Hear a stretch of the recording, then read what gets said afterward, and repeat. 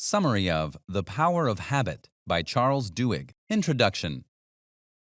How many times do you find yourself deciding to start working out more, begin eating healthier, or finally quitting cigarettes?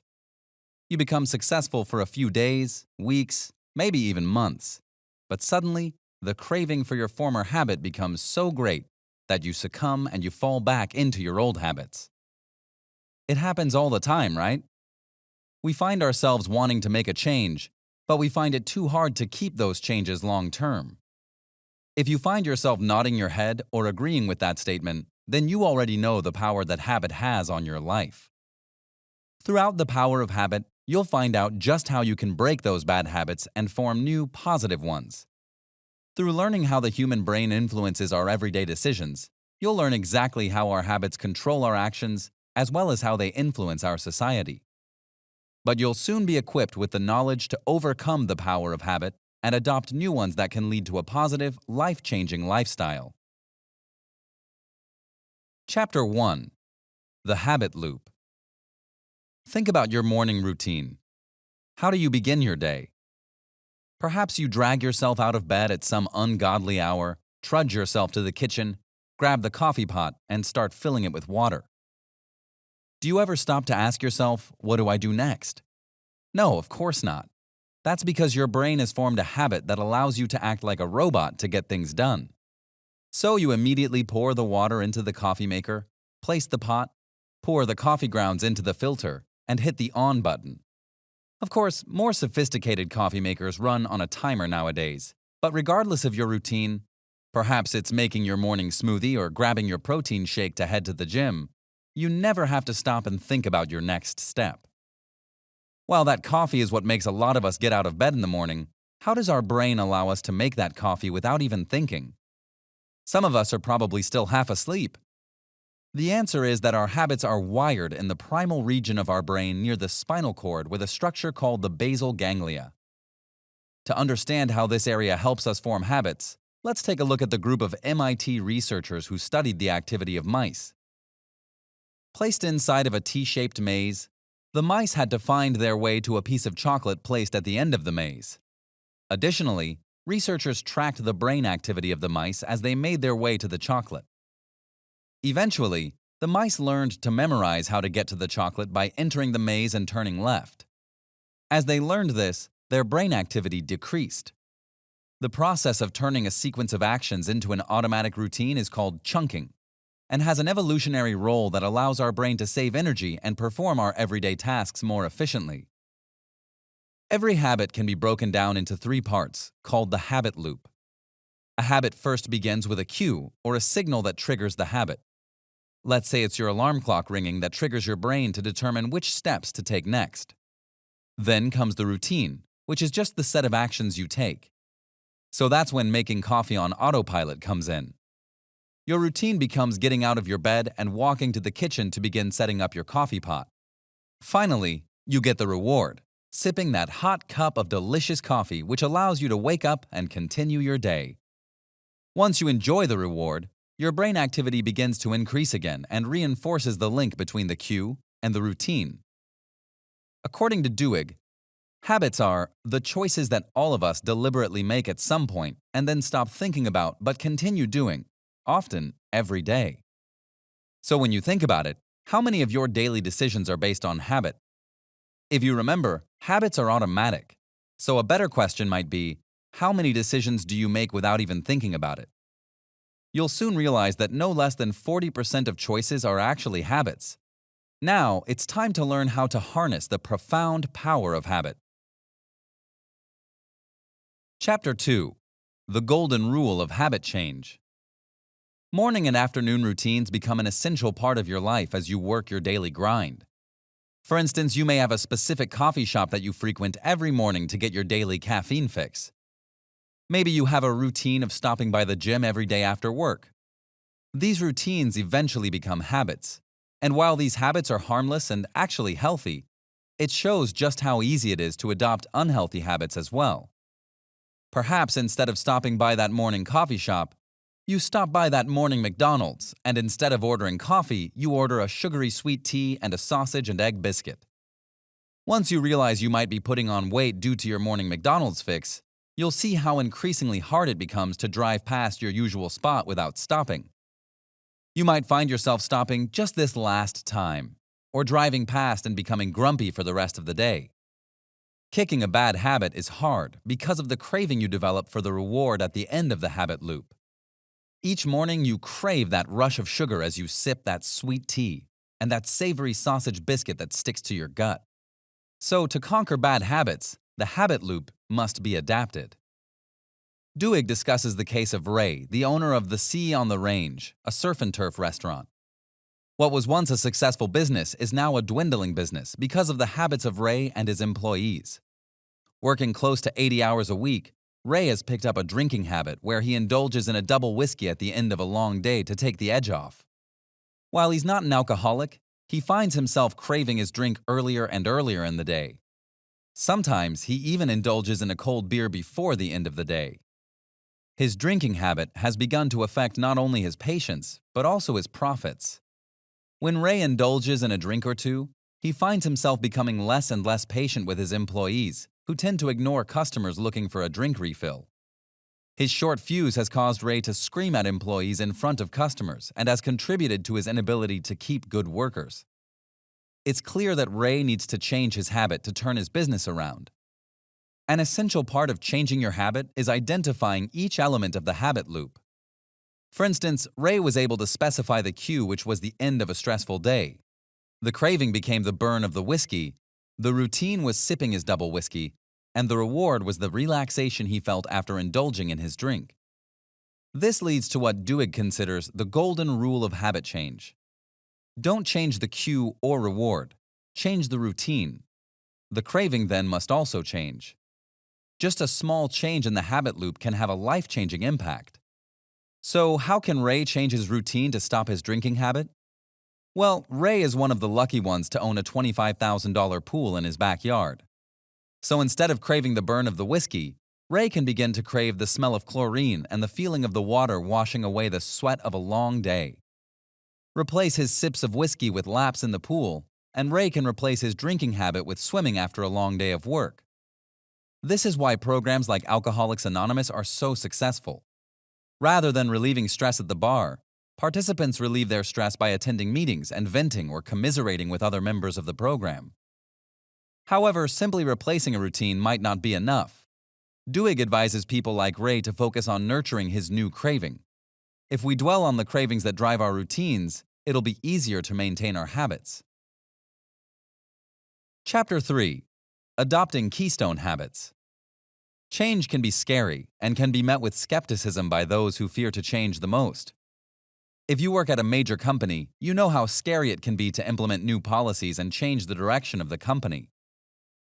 Typically, these new CEOs are initially met with skepticism as people question the direction the CEO is going, and Paul O'Neill experienced just that when he took over Alcoa in 1987, an aluminum company that had seen better days. You can imagine the response O'Neill received when delivering the news that he would no longer be focusing on profit and revenue. Instead, he would make workplace safety his #1 priority. Investors began to question O'Neill's credibility.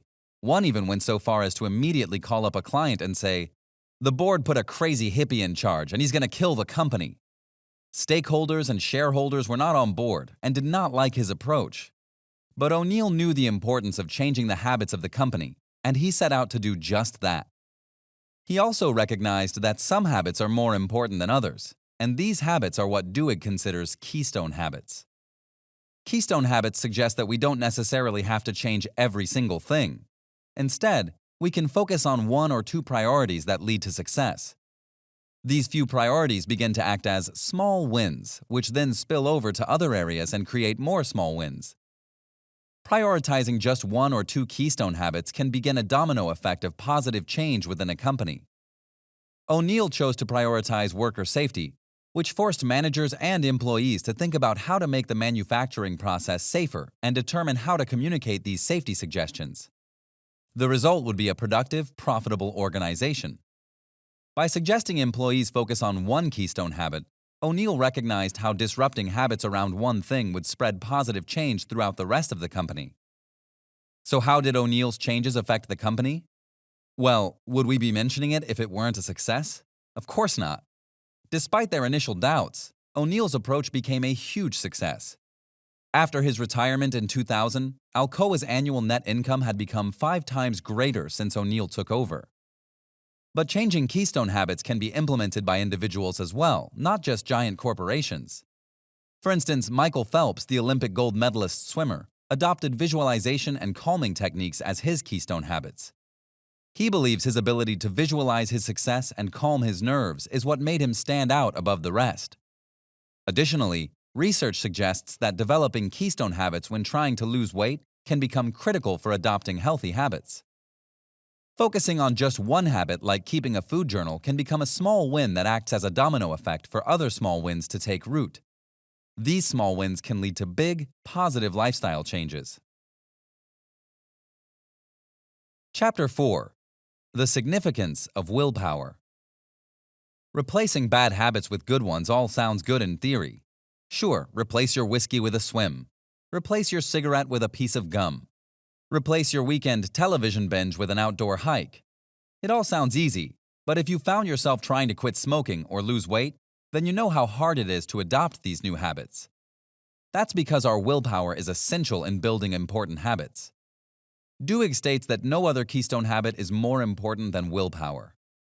In the 1960s, Stanford conducted a famous study that brought a large number of 4-year-olds into a room one by one. In the room was a table, and on that table was a yummy marshmallow that many 4-year-olds find hard to resist. The researchers gave each child a choice. Either eat the marshmallow or wait a few minutes and receive 2 marshmallows. The researcher then left the room for 15 minutes. It turns out that only about 30% of the children managed to withstand the craving of eating that tiny, delicious marshmallow. The most significant part of the study came years later when researchers tracked down each participant, who were now adults, and found that those who exhibited willpower and waited the full 15 minutes ended up having the best grades in school, were more popular on average, and were less likely to develop bad habits like drug addiction. Additionally, more studies have found similar findings. For instance, a 2005 study of 8th graders revealed that those who exhibited high levels of willpower had better grades and were more likely to get into highly selective schools. But willpower isn't something that we're born with. Rather, willpower is an ability. With time and practice, we can train and harden our will. Researchers from Case Western Reserve University conducted a study that asked participants to refrain from eating a cookie, while others were not. However, those that refrained found themselves later struggling to focus on completing a puzzle, showing that their willpower was exhausted. But like anything, practice makes perfect, and you can strengthen your willpower over time. For instance, the major company of Starbucks found that many of their employees had the willpower to put a smile on their face and be kind to their customers. However, once a stressful situation occurred, such as a customer yelling and complaining, most of their willpower became drained, and they would soon lose their ability to smile and stay kind. After some research, Starbucks executives determined that employees were more likely to keep their cool if they were mentally prepared to handle unruly customers and stressful situations. To help their employees, they developed the properly named latte method, which outlines a series of steps to take when employees find themselves in a stressful situation. Listen to the customer, acknowledge the complaint, take action, thank the customer, and explain why the situation occurred. By practicing this method, Starbucks baristas learned exactly how to approach stressful situations and became more likely to keep their willpower and cool during these situations. The latte method can be adopted into your everyday life as well. Maybe not exactly, but it can certainly be used as a guide to creating your own method. For instance, Duhigg discusses an example of hip replacement patients who would have to undergo painful exercises to recover from surgery. Patients who wrote down their plans on how they would overcome these obstacles were much more likely to conquer these obstacles. So while they didn't quite use the latte method, they set a plan and mentally prepared them for painful scenarios. Chapter 5. The significance of belief.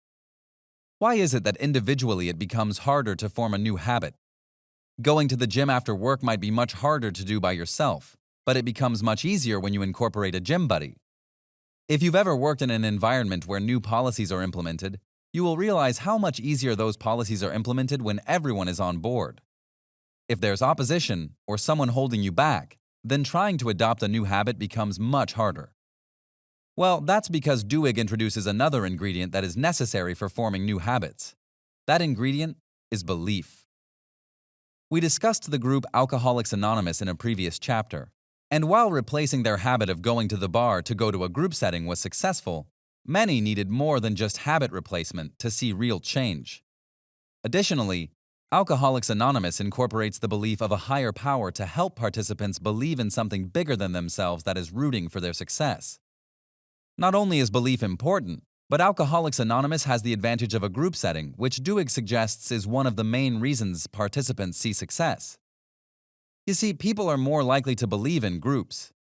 For instance, let's go back to 1955 when a woman named Rosa Parks sparked a civil rights movement when she refused to give up her seat on a bus to a white man in Montgomery, Alabama.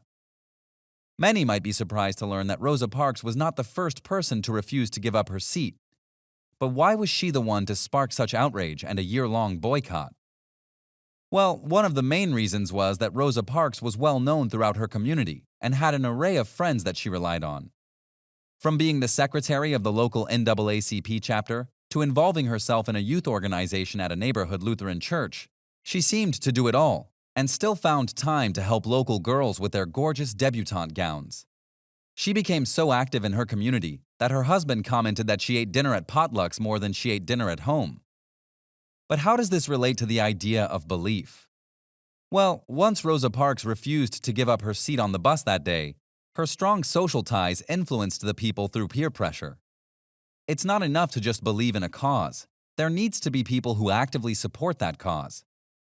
When her network of friends and acquaintances began to participate, it became harder to opt out. However, once their participation began to fall off after some time, the final piece of the puzzle was set in motion. And that was Martin Luther King Jr.'s advocacy for nonviolent protests and asking participants to forgive their oppressors. The call to action formed new habits as people began to organize church meetings and peaceful protests. But most importantly, a group of people believed that change could happen. Willpower isn't enough to spark a change. Belief that change can happen is equally important. Chapter 6. Habits become your responsibility. Once we recognize the need to change our habits, it becomes our responsibility to take the necessary steps to do so. To prove this point, Duhigg introduced two cases in which people were taken to court over mistakes they made that escalated due to their habits. The first one being Brian Thomas, who in 2008 strangled his wife to death after experiencing what scientists refer to as sleep terrors. Clearly distraught after realizing what he had done, Thomas immediately reported himself to the police where he awaited trial. During his trial, researchers proved that those who experience sleep terrors might get up during the night and act upon their impulses. However, during a sleep terror, all brain activity is shut down, which leaves only the primitive neurological regions active. During Thomas's sleep terror, he was in a state where he believed he was acting out against a criminal in the house. He believed he was strangling a burglar who was trying to attack his wife. His defense introduced in court was that when Thomas believed someone was harming his wife, it triggered an automatic response to protect her. In other words, Thomas was acting upon a habit. The second case that Duhigg introduces is that of Angie Bachman, who was sued by the casino company Harrah's for $500,000 for failing to pay her gambling debts. Bachman had already lost her house and $1 million inheritance due to her gambling problem. Knowing that Bachman had a gambling problem and had already declared bankruptcy, Harrah's continued to send her offers for free trips to the casino, which Bachman couldn't resist. These free stays at the hotel only exacerbated her gambling addiction, which made her feel good inside. So Bachman was simply acting upon a habit, which she used to argue her defense in court. So how did each trial end? Well, Thomas was acquitted of his charges, and many people, including the judge, expressed their sympathy for the grieving man. However, Bachman lost her case and became a victim of immense public scorn. While both argued their habits were the cause of their actions, why did only one end in a guilty verdict? Simply put, Bachman recognized her bad habit, and she had the free will to change her behavior. Thomas did not, and his actions were the result of a tragic accident that occurred in his sleep. Bachman recognized that she had a gambling problem. She had already declared bankruptcy and blew through $1 million inheritance. She could have simply opted out of Harrah's program that sends their customers upcoming deals. She could have taken the necessary steps to avoid seeing the enticing offers that Harrah's was giving her, whereas Thomas had no control over his actions. In the end, it's only up to you to change your habits. Final summary. We all adopt habits throughout our lives, both good and bad.